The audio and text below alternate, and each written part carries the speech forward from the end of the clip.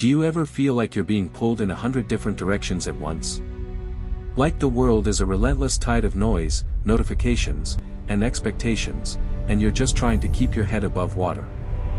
There's a constant, low-grade hum of urgency, a pressure to react, to have an opinion, to keep moving, lest you fall behind. But where are we all running to? You can have a good job, a loving family, a comfortable home, and still, in the quiet moments late at night, a question can surface from the deep: is this all there is? Am I truly in control of my own life? You are not alone in feeling this way. This is the quiet crisis of the modern adult. We've been handed a map to happiness that seems to involve accumulating more, achieving more, and displaying more. We follow the prescribed paths, we check the boxes, but the promised destination of a calm, centered mind seems to recede further into the distance. Instead, we find ourselves adrift in a sea of complexity. Our attention is fractured, our peace is fragile, and our resilience is tested daily, not by grand, cinematic catastrophes, but by the thousand small cuts of everyday life. The frustrating meeting, the unexpected bill, the divisive news cycle, the argument that replays in your mind for hours. Each one, a small wave that rocks your foundation. What if the solution wasn't to build a faster boat to outrun the storm? What if it wasn't about finding a new, exotic map? What if the answer was, and always has been, to build a better anchor? An anchor so deep and so secure that it holds you steady, no matter how turbulent the waters become. This is not a new idea. It is an ancient, time-tested wisdom, forged in the fires of plagues, wars, and the collapse of empires. It is the philosophy of the Stoics. They were emperors and slaves, playwrights and politicians, and they faced the same fundamental human chaos we face today. Their world was just as unpredictable, their losses just as painful, and their search for meaning just as urgent.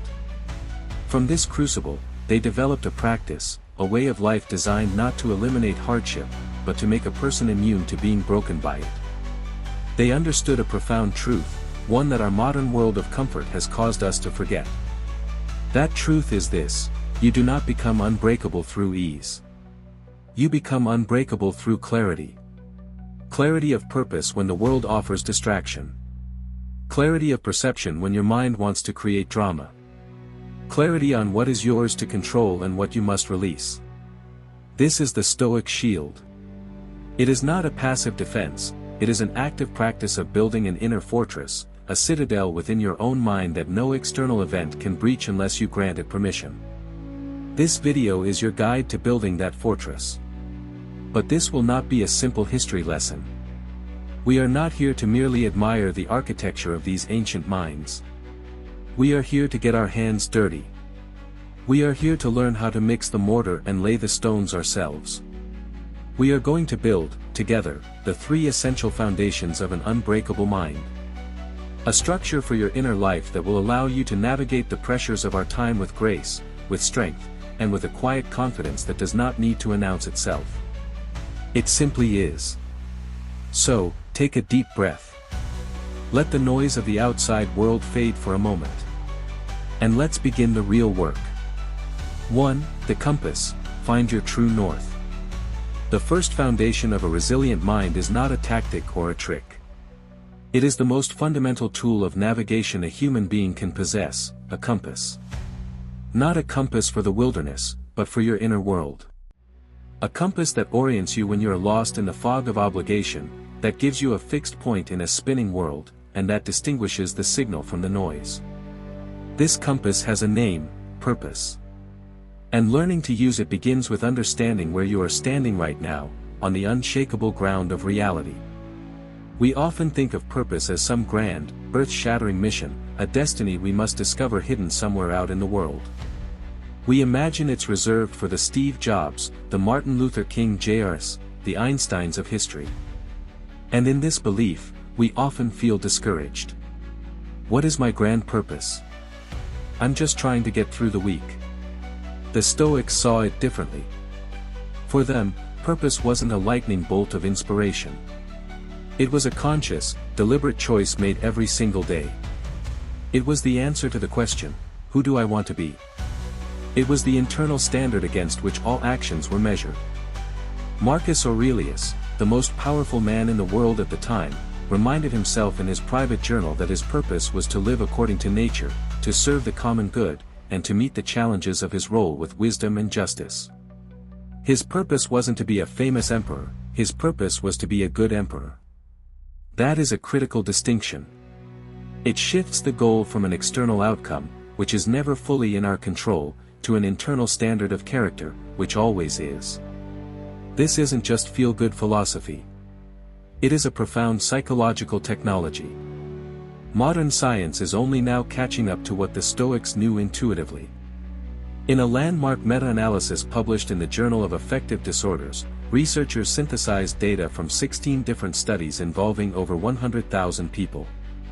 The conclusion was unambiguous: a stronger sense of purpose in life is significantly associated with lower levels of perceived stress.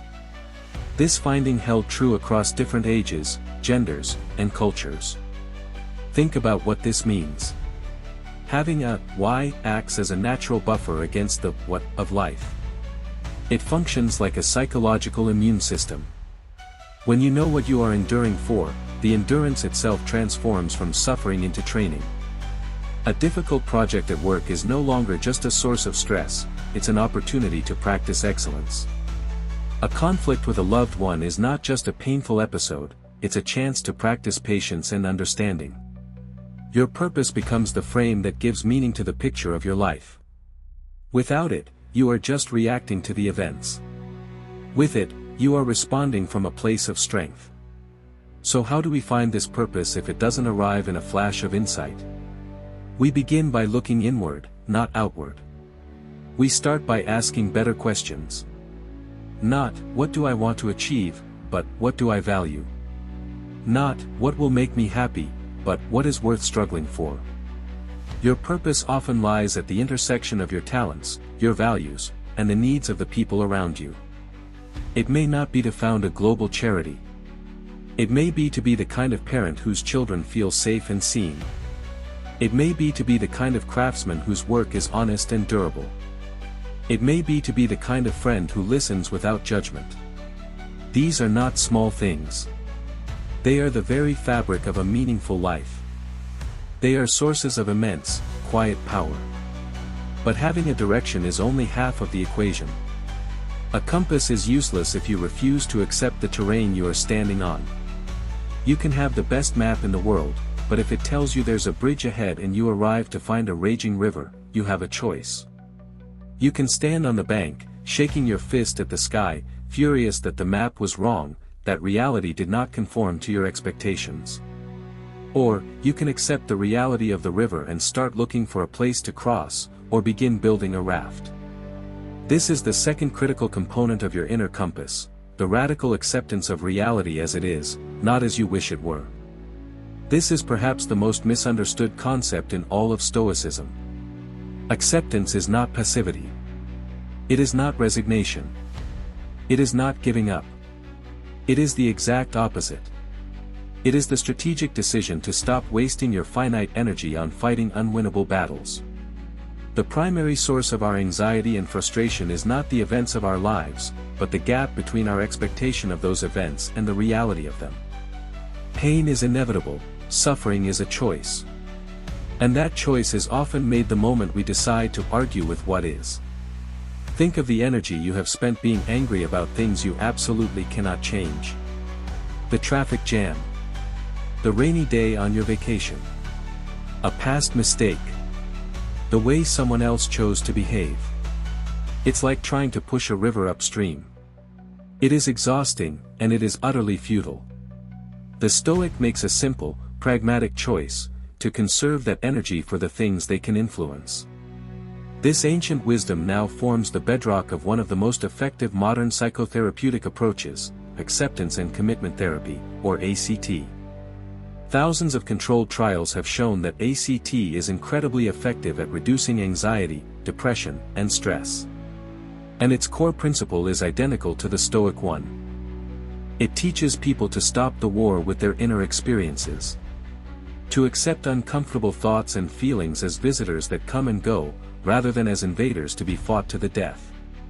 When you stop struggling against your own anxiety, you free up an enormous amount of mental and emotional resources to commit to actions that align with your values, your purpose.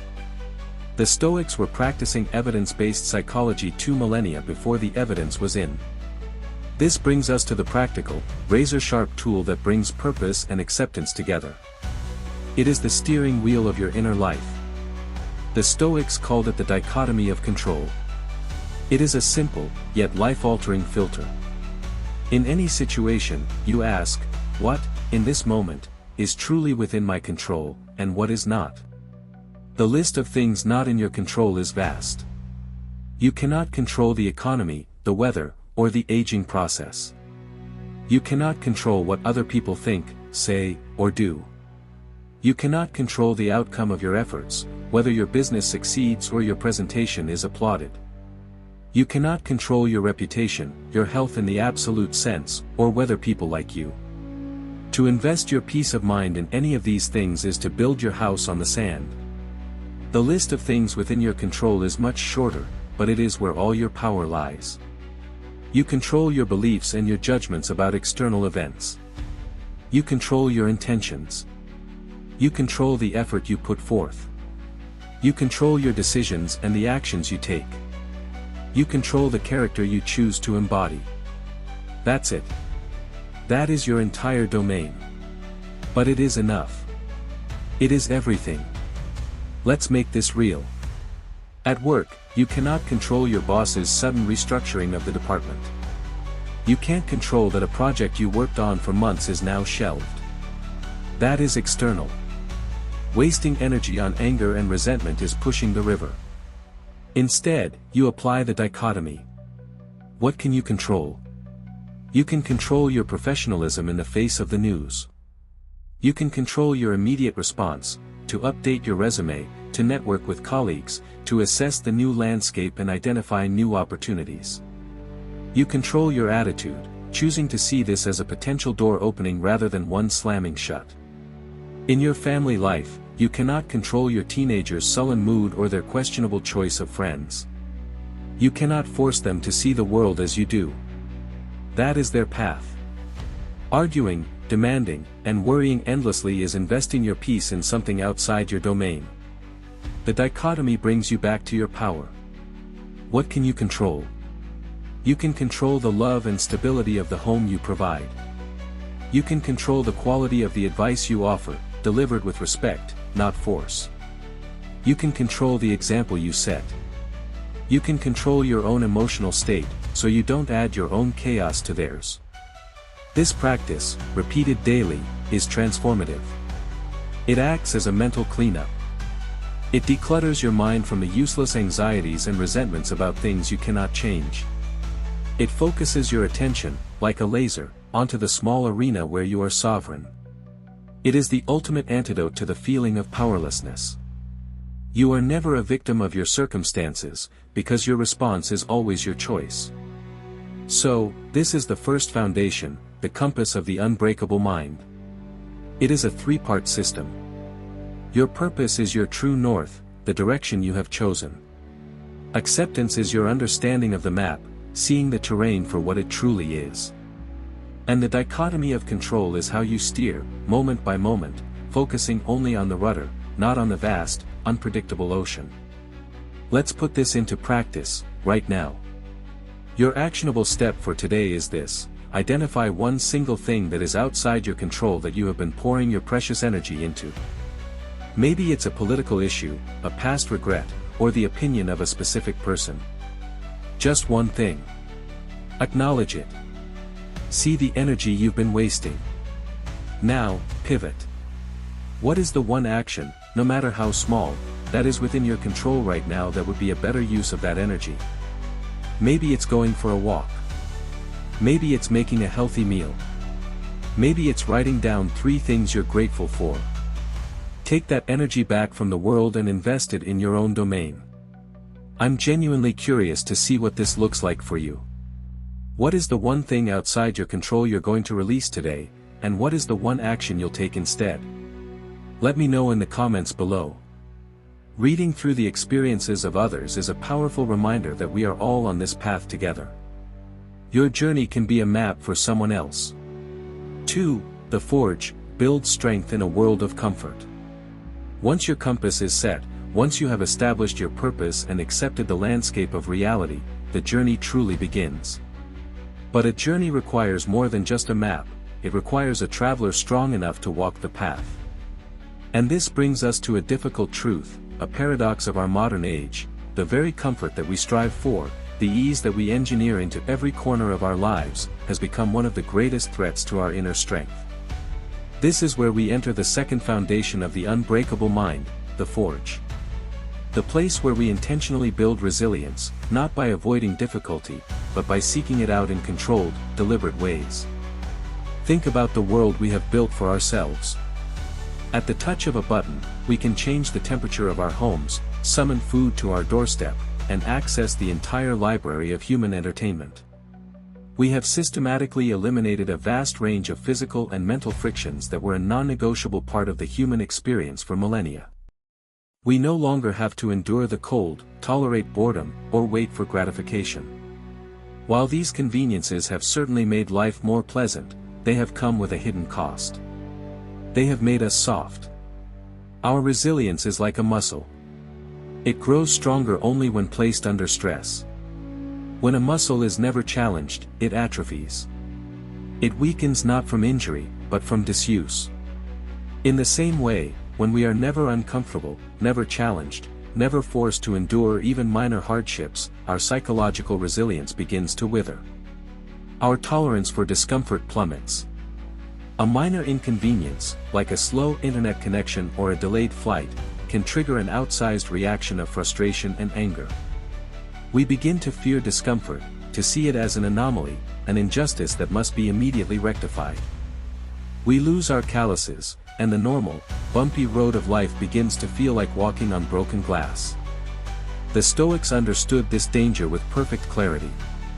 They saw that a life lived in constant pursuit of ease creates a fragile soul, dependent on external conditions for its peace.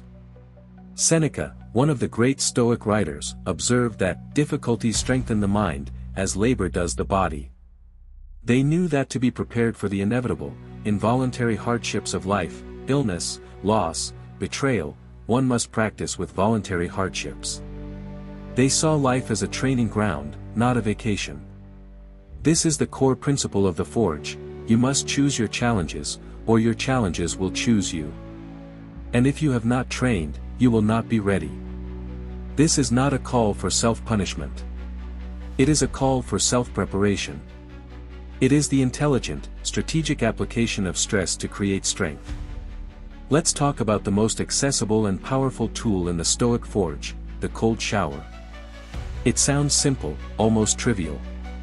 But I want you to consider what is actually happening on a physiological and neurological level when you make that choice. You stand under the warm, comforting water. Your body is relaxed. Then, you reach for the handle.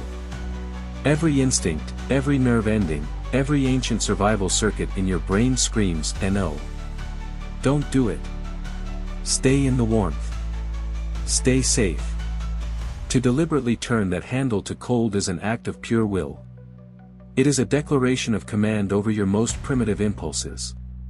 The moment the cold water hits, your body has an involuntary reaction. A sharp gasp for air, a tensing of muscles, a jolt of adrenaline. This is your sympathetic nervous system, your fight-or-flight response, kicking into high gear. This is the same system that activates when you face a real-world stressor, a sudden crisis at work, a confrontation, a piece of bad news. But here is the crucial difference: in the shower, you are in control. The threat is not real. It is a manufactured, safe environment. And in this safe environment, you train your response. Instead of continuing to hyperventilate, you force yourself to take slow, deliberate breaths. You consciously relax your shoulders. You tell your panicked mind, "I am okay. This is just a sensation. I am in command." What you are doing is engaging your prefrontal cortex, the rational, disciplined part of your brain, to override the impulsive, emotional signals coming from your amygdala. Neuroscientists call this top-down control. You are, quite literally, rewiring your brain to remain calm under pressure. Each cold shower is a training session for your nervous system. You are teaching your body, at a cellular level, that the initial feeling of panic is not something to be obeyed, but something to be observed, managed, and controlled. The science backs this up. Cold exposure triggers a flood of mood-elevating neurotransmitters like norepinephrine, which increases focus, vigilance, and arousal. It feels like a clean, natural energy coursing through you. It's why people who do it regularly report feeling sharper and more alive afterward. But the lasting benefit is the resilience. You are practicing the art of being uncomfortable. You are widening the gap between stimulus and response. And when a real crisis hits, your brain now has a memory, a practiced pathway. It knows it doesn't have to spiral into panic. It knows it can endure. To start, you don't need to be a hero. At the end of your normal warm shower, simply turn the water to cold for 15 seconds. The next day, try for 30. The goal is not to endure for as long as possible, but to consistently practice that moment of choice and the calm control that follows. The forge contains more than just cold water. It is a mindset you can apply to many areas of your life. Consider fasting. In our world of constant snacking and food availability, we rarely experience true hunger. Intermittent fasting, framed as a Stoic practice, is not primarily about weight loss. It is about reclaiming mastery over your appetite. When you feel the pangs of hunger and choose not to eat because it is not your designated eating window, you are teaching yourself a profound lesson. A feeling is just a signal, not a command. You are proving to yourself that you are not a slave to your body's every whim. You can observe a desire, acknowledge it, and then act based on your chosen principle, not your immediate impulse. This creates a powerful sense of self-command that extends far beyond food.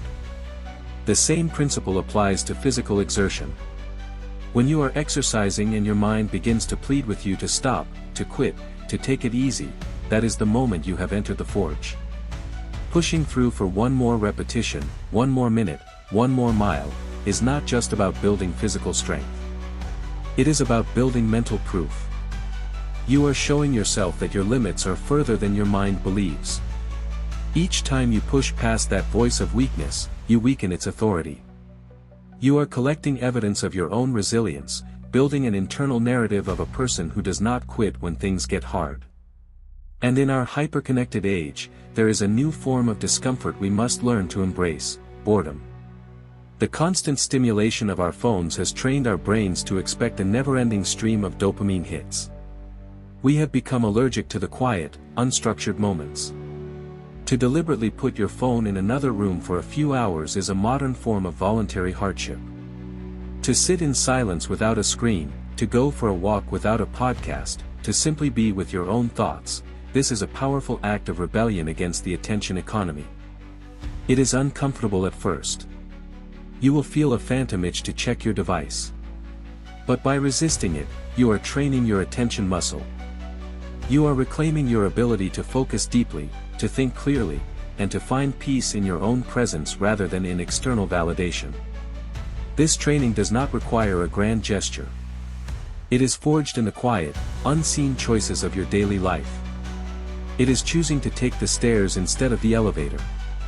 It is choosing to listen fully to someone in a conversation, even when you are bursting to interrupt with your own story. It is choosing to tackle the most difficult task on your to-do list first, rather than procrastinating with easy ones. It is choosing to hold your tongue and not add your complaint to a chorus of negativity at the office. Each of these small, disciplined decisions is a rep for your character. Each one is a stone you lay in the foundation of your inner citadel. You are not just resisting an impulse, you are actively building a more disciplined, more resilient version of yourself. This is what the Stoics meant by training. It is the steady, unglamorous, consistent work that nobody else sees. But it is this work that determines how you will stand when a real storm arrives. The purpose of the forge, then, is not to make your life harder. It is to make you stronger. It is a process of inoculation.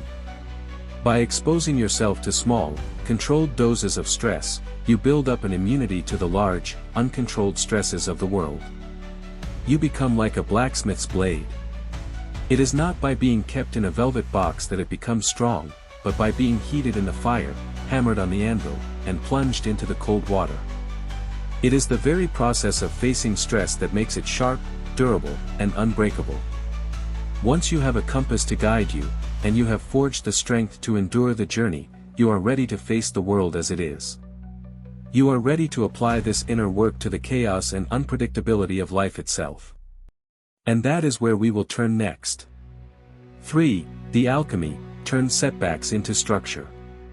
You have your compass, pointing you toward your true north.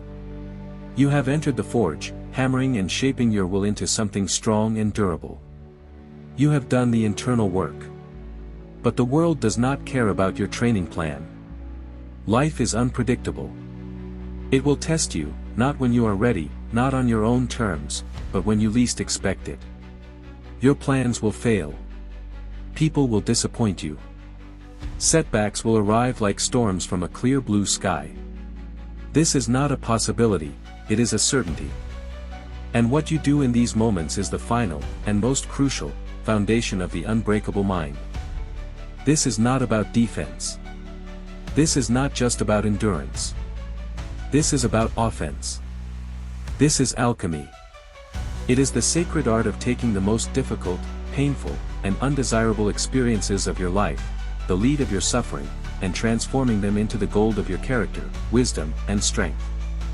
The Roman Emperor Marcus Aurelius, riding in his tent on a cold night at the war front, captured the essence of this alchemy in a single, powerful line: the impediment to action advances action. What stands in the way becomes the way. Read that again. Not, what stands in the way blocks the way. But, what stands in the way becomes the way. This is one of the most revolutionary ideas in the history of human thought. It reframes every obstacle, every failure, every wound, not as an end to the path, but as the path itself. The average person sees a setback as a tragedy, a disruption, a reason to complain and despair. The Stoic sees it as raw material. They see it as an assignment. They understand that life's greatest lessons are not learned when things are going well, but when they are falling apart. To practice this alchemy is to become an active participant in your own growth, rather than a passive victim of fate. So how do we do this? How do we move from the theory of turning lead into gold to the practical, messy work of it? It begins with a single, difficult, and profoundly powerful act: the pause. When a setback strikes, you lose a major client, you receive a frightening health diagnosis, a relationship you cherished ends, the immediate human instinct is to react. To lash out in anger. To spiral into fear and despair. To immediately look for someone or something to blame. The alchemical process begins by resisting this impulse. You must create a space between what happened and how you respond. In that space lies your power. Let me tell you a story. Consider a woman named Claire, a talented architect in her early 40s. For 15 years, she had dedicated her life to a single, prestigious firm. She had sacrificed weekends, poured her creativity into every project, and built her identity around her role. She wasn't just an architect, she was an architect at that firm. Then, a recession hit. The firm restructured, and without warning, her position was eliminated. Her world shattered. The initial reaction was a tidal wave of lead. There was the hot, burning anger at the injustice of it all. The cold, creeping fear of financial uncertainty. And deepest of all, the hollow shame of feeling discarded and irrelevant. For a week, she was lost in this toxic fog. She replayed the conversation in her mind, imagined all the things she should have said, and felt the bitterness calcify in her heart. She was a victim. This was a tragedy. The path was blocked. Then, having trained in these principles, she remembered the pause. She forced herself to stop the spiral. She took out a journal, not to vent her anger, but to begin the work of alchemy. And she started by asking a different set of questions. The first alchemical question is, what can I learn from this? Not, why me, which is a question that leads only to self-pity. But, what is this situation here to teach me? As Claire reflected, she began to see things she had been blind to before. She realized she had placed her entire self-worth in the hands of a single employer, a dangerous dependency. She saw that in her pursuit of career success, she had neglected other parts of her life, her health, her hobbies, her friendships. The pain of the job loss was real, but it was also a mirror, reflecting an imbalance in her life. This was the first glimmer of gold, self-awareness. The second question is, what virtue is this event asking me to practice? Life's challenges are not random punishments, they are specific training modules for our character. This situation wasn't just asking Claire for her architectural skills, it was demanding courage to face an uncertain future. It was demanding patience as she navigated the job market. It was demanding humility to ask for help from her network. It was demanding resilience to get up every day and try again, despite the sting of rejection. She started to see the layoff not as a judgment on her worth, but as an invitation to develop the parts of her character that had grown soft. The third, and perhaps most transformative question, is, how can I use this? How can this wreckage become the foundation for something new? This question shifts the mind from a defensive crouch to a creative, forward-looking posture. Claire began to brainstorm. The stability of her old job had made her creatively complacent. Now, she was free. The idea of starting her own small, boutique firm, one focused on sustainable, community-oriented design, an idea she had dismissed as a daydream for years, suddenly seemed possible. The severance package, while not huge, could be a seed. The network she had built over 15 years was a real asset. The pain she was feeling gave her a newfound empathy for others going through similar struggles. She could use her story to mentor younger architects, to write about career resilience, to build something that was truly her own. This is alchemy. It is not about pretending the pain doesn't exist. The lead is still lead, the layoff was still painful and unfair. But she refused to let it be only that. She broke it down, heated it with new questions, and began to forge it into something else entirely, a new business, a stronger character, and a deeper sense of her own purpose.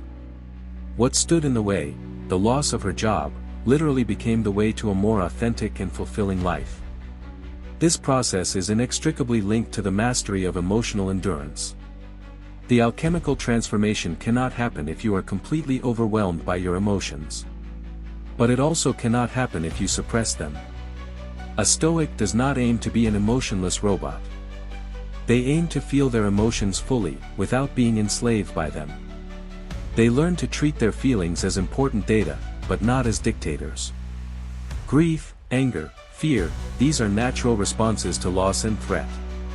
When they arise, the untrained mind does one of two things: it either identifies completely with the emotion, I am angry, letting it take over completely, or it tries to violently push the emotion away, pretending it doesn't exist. Both are recipes for long-term suffering. The Stoic learns a third way: to observe. To acknowledge the emotion as a visitor. You can say to yourself, anger is here. I feel its heat in my chest. I notice the thoughts it is bringing with it. By naming and observing it, you create a sliver of distance. You are not the anger, you are the awareness that notices the anger. In that space, you can decide whether acting on that anger aligns with your values. More often than not, it doesn't. You can allow the emotion to exist, to run its course, without letting it grab the steering wheel. It is a visitor. You can be a gracious host, but you don't have to let it trash your house. And this brings us to the final test of the alchemist, the ultimate expression of an unbreakable mind: you must live your philosophy, not perform it. In our age of social media, there's a temptation to turn our struggles into a public performance. We curate our vulnerability, we post our inspirational quotes, we craft a narrative of resilience for public consumption. This is not strength, it is a request for validation. It is an image, and all images are fragile. True Stoic strength, the gold produced by your inner alchemy, is quiet. It is forged in private. It is proven in your actions when no one is watching. It is how you speak to the customer service representative after being on hold for an hour. It is how you respond to a colleague who takes credit for your work. It is choosing to do the honest thing when the dishonest thing would be easier and more profitable. It is showing up for your family with patience and presence, even when you are exhausted and stressed. This congruence, this alignment between your stated values and your actual behavior, is the bedrock of self-respect. And a person who respects themselves, who holds themselves accountable to their own principles, has a foundation that cannot be shaken by the opinions of others. Their strength is not a posture, it is their very presence. They do not need to tell you they are strong. You can feel it. So, this is the third foundation. The alchemy of turning every setback into structure. It is seeing every obstacle as the path. It is asking the questions that transform pain into wisdom. It is feeling your emotions without being commanded by them. And it is living with a quiet integrity that needs no applause. It is the process by which you take all the chaotic, unpredictable, and often painful material of your life, and you build it into the person you choose to be. You now have the three foundations: the compass to know your direction, the forge to build your strength, and the alchemy to transform your adversities. With these, you don't just have a set of ideas. You have a system for living. A shield for the stressful times we live in. The call to action. And so, we arrive at the end of our journey for today, but at the beginning of a new way of living. We have laid down the three foundations of an unbreakable mind, a system not for a distant, perfect future, but for the messy, beautiful, and challenging reality of your life right now. Let us bring them together one last time, not as separate ideas, but as a single, integrated shield. The first layer is your compass. It is your chosen purpose, your true north, that gives you direction in the fog. It is your acceptance of the world as it is, not as you wish it were, which allows you to navigate with clarity. It is your unwavering focus on what you can control, your actions, your will, your character, that gives you a constant source of power in a world that so often makes us feel powerless. The second layer is the forge. It is your commitment to training. It is the understanding that strength is not a gift, but a product of deliberate effort. It is the cold shower, the disciplined workout, the moment of quiet when you crave distraction. It is where you intentionally build your resilience, brick by brick, in the small, unseen moments, so that when the great storms of life arrive, your foundations are solid and deep. And the third, final layer is the alchemy. It is the active, creative transformation of your hardships. It is the courage to see every obstacle not as a barrier, but as the path itself. It is the wisdom to turn pain into learning, failure into feedback, and loss into the raw material for a stronger, more compassionate character. It is the quiet integrity of living your values when no one is watching. Together, these three foundations form a way of being. They offer an alternative to the chronic anxiety and reactive chaos of modern life. They offer a path back to a kind of inner stillness, a quiet confidence that is not dependent on external validation, praise, or success. It is a strength that comes from within. It is not loud. It does not need to announce itself. But it holds. It endures. The path of the Stoic is not about eradicating emotion or achieving a state of robotic perfection. It is about being human, fully. It is about feeling the sting of loss, the heat of anger, the chill of fear, and still having the capacity to choose a wise, virtuous, and courageous response. It is the freedom that comes from knowing that while you cannot control what life sends your way, you always have sovereign control over how you will meet it. You have taken the first, most important step on this path simply by dedicating your time and attention to this guide today. You have planted a seed. But a seed requires cultivation to grow. You must water it with practice, give it the light of reflection, and protect it with commitment. The journey of 1,000 miles begins with a single step, and you have taken it. Now, you must take the next one. And the one after that. If this guide gave you even one tool to feel stronger today, if it offered a moment of clarity in the noise, let us know by liking this video. It helps us understand what is most valuable to you. And if you wish to continue this journey, to build upon these foundations with more practical guides on ancient wisdom for modern times, please subscribe to the channel. We post new videos on practical philosophy every single week, designed to give you the tools you need to live a stronger, more meaningful life. And as for your very next step, your immediate training for today, we have prepared a short, actionable video on the 3 Stoic exercises to master your emotions in under 5 minutes. It is the perfect companion to what we have learned here. It moves from the why to the immediate how. Click the video on your screen right here to continue your training. It is time to move from learning to doing. Thank you for sharing your time with us. Go forward, and do not just seek to be successful or happy. Seek to be unshakable. The rest will follow.